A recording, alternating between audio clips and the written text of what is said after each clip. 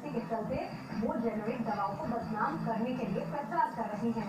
सस्ती दवाओं की बिक्री रोकने के लिए साजिश की जा रही है। नरोत्तम मिश्रा ने कहा कि जेनेरिक दवाएं सस्ती होती हैं, पूरी तरह से सुरक्षित भी।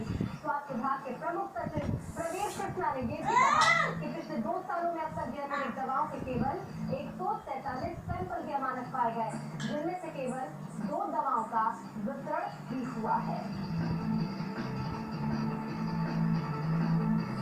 तो ब्रांडेड कंपनियां भ्रामक प्रचार कर रही है। इस तरह की बात, इस तरह की दलील प्रेस कॉन्फ्रेंस के जरिए दी गई।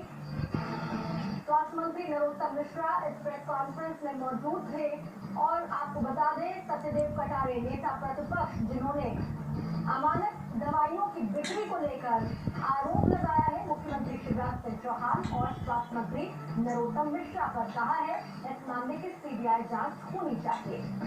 और इसी कॉन्फ्रेंस की गई, स्वास्थ्य मंत्री ने बयान अमानक दवाइयों के मामलों पर दिया है। कहा है कि जेनेरिक दवाओं को बदनाम करने की साजिश की जा रही है और ब्रांडेड कंपनियां ये भ्रामक प्रचार कर रही हैं। मैंने 2 सवाल पूछे हैं माननीय सिंधिया जी से, कहाँ भूमि आवंटित हुई और कहाँ कॉलेज बनेगा। आज मैं माधव चौक जो शिवपुरी का माधव चौक है, मैं उनसे बहस करने तैयार हूँ। आ जाए, वो अपनी कागज लेके आ जाए, मैं अपनी कागज लेके आता हूँ।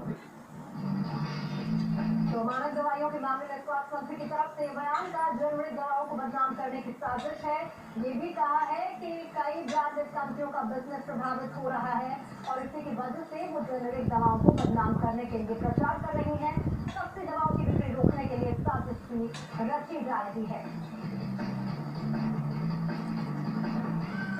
तो स्वास्थ्य मंत्री ने ये भी कहा कि जेनेरिक दवाएं सस्ती होती हैं, पूरी तरह से सुरक्षित भी।